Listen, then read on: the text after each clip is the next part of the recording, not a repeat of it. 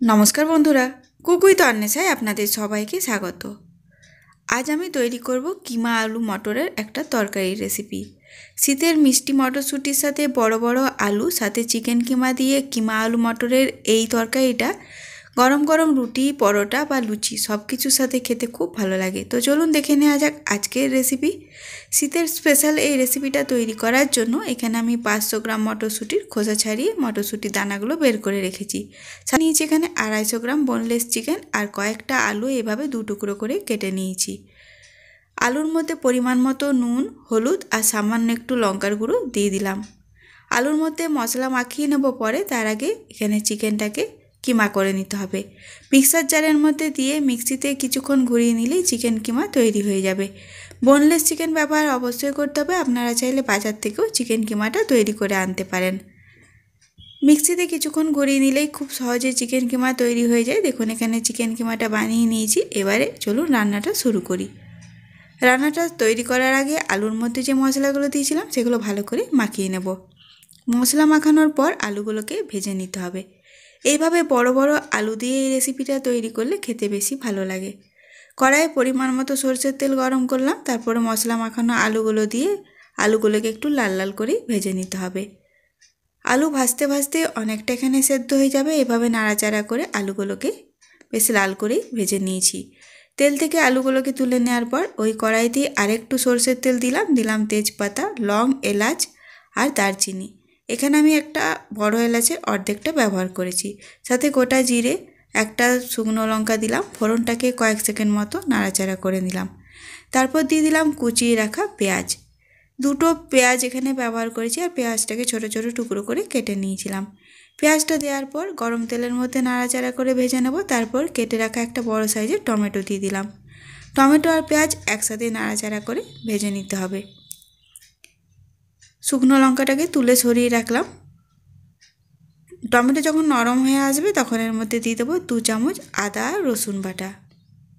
আদা রসুনের কাঁচা গন্ধ চলে যাওয়া পর্যন্ত আবার ভালো করে নাড়াচাড়া করে কষিয়ে নিতে হবে। মশলা ভালো করে কষিয়ে নিয়েছি। এবার আমি চিকেন কিমাটা দিয়ে দিলাম। চিকেন কিমা দেওয়ার পর মিডিয়াম ফ্লেমে অনবরত নাড়াচাড়া করব। আর চিকেন কিমা দেওয়ার পরে নাড়াচাড়া করতে করতেই দেখবেন চিকেন কিমার কালারটা ফ্যাকাশে হয়ে আসবে। এইভাবে 2-3 মিনিট মতো চিকেন কিমাটাকে সমস্ত মশলার সাথে ভেজে নিলাম। তারপর আমি এর মধ্যে একে একে গুঁড়ো মশলাগুলো মিশিয়ে নেব।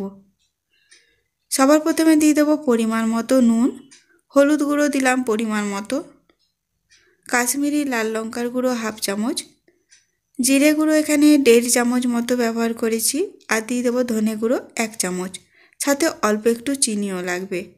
সব গুঁড়ো মশলাগুলো দেওয়ার পর আবার গ্যাসের ফ্লেমটা মিডিয়ামে রেখে এখানে মশলাগুলোকে ভালো করে চিকেন কিমার সাথে ভেজে নিতে হবে। এভাবে চিকেন কিমাটাকে বেশ ভালো করে ভেজে নেব, যাতে কোনো রকম মশলা বা চিকেনের কাঁচা গন্ধ না থাকে। চিকেন কিমা যখন শুকনো শুকনো হয়ে আসবে তখন ভেজে রাখা আলুগুলো দিয়ে এর মধ্যে মিশিয়ে নিলাম। তারপরে মটরশুঁটিগুলো এখনই এর মধ্যে মিশিয়ে নেব। শীতের মটরশুঁটি এখন টাটকা আর খুব মিষ্টি হয়। এই মটরশুঁটি দিয়ে এই রেসিপির স্বাদ বেশি ভালো হয়। তবে আপনারা সবুজ মটর দিয়েও এই রেসিপিটা তৈরি করতে পারেন। মটরশুঁটি, আলু, চিকেন কিমা সমস্ত মশলার সাথে খুব ভালো করে নাড়াচাড়া করে আরও 2-3 মিনিট মতো কষিয়ে নিয়েছি। যখন একদম শুকনো শুকনো হয়ে আসবে আলুগুলোকে সেদ্ধ করার জন্য দিতে হবে পরিমাণ মতো জল। অবশ্যই এখানে গরম জল ব্যবহার করতে হবে।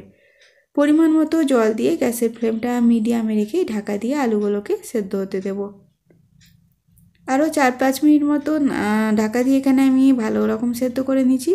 আলুগুলো দেখুন সুন্দরভাবে এখানে সেদ্ধ হয়ে গেছে। খুন্তি দিয়ে কাটলে খুব সহজেই ভেঙে যাচ্ছে। গ্যাসের ফ্লেমটা একটু বাড়িয়ে দিয়ে এইভাবে নাড়াচাড়া করব এক্সট্রা যে জল আছে সেটাকে একটু শুকনো করার জন্য। তারপর আমি দিয়ে দিলাম এর মধ্যে নামাবার আগে গোলমরিচের গুঁড়ো নিজের ঝাল অনুসারে, গরম মশলার গুঁড়ো 1/2 চামচ মতো দিলাম। আবার ভালো করে নাড়াচাড়া করে মিশিয়ে নেব। গোলমরিচের গুঁড়ো দিলে রান্নাটার মধ্যে একটা স্পাইসি ভাব আসে। এবারে কয়েকটা কাঁচা লঙ্কা দিয়ে দিলাম আর দিয়ে দিলাম বেশ অনেকটা পরিমাণে ধনেপাতা কুচি। ভালো করে নাড়াচাড়া করে মিশিয়ে নিলেই তৈরি হয়ে যাবে আজকে কিমা আলু মটরের একটা তরকারি রেসিপি। এইভাবে শীতের দিনে এই রেসিপিটা খেতে খুব ভালো লাগে। নামাবার আগে আরেকটু টেস্টি বানানোর জন্য আমি ওপর থেকে চাট মশলা দিয়ে দিলাম আর দিয়ে দিলাম অল্প একটু ঘি। এতে তরকারির স্বাদ আরও বেড়ে যায়। অবশ্যই এইভাবে আপনারা বানিয়ে দেখতে পারেন। চাট মশলা আর ঘিটাকে ভালো করে মিশিয়ে নিয়ে গরম গরম পরিবেশন করব। আপনারা আপনাদের পছন্দ মতো যে কোনো রেসিপির সাথে এটা পরিবেশন করতে পারেন, খেতে কিন্তু খুব ভালো লাগে। শীতের রাত্রিরে গরম রুটি, পরোটা, লুচি সব কিছুর সাথে এই রেসিপিটা কিন্তু দারুণ টেস্টি লাগে। অবশ্যই এইভাবে বানিয়ে দেখুন। উপর থেকে ভাজা শুকনো লঙ্কাটা, কয়েকটা পেঁয়াজের রিং আর অল্প একটু ধনেপাতা কুচি দিয়ে গার্নিশিং করে দিলাম। গার্নিশিংটা নিজের পছন্দ মতো আপনারা করে নিতে পারেন। অবশ্যই এভাবে বানিয়ে দেখুন রেসিপিটা। ভালো লাগলে লাইক শেয়ার করবেন, সাথে চ্যানেলটাকে প্লিজ সাবস্ক্রাইব করে নেবেন।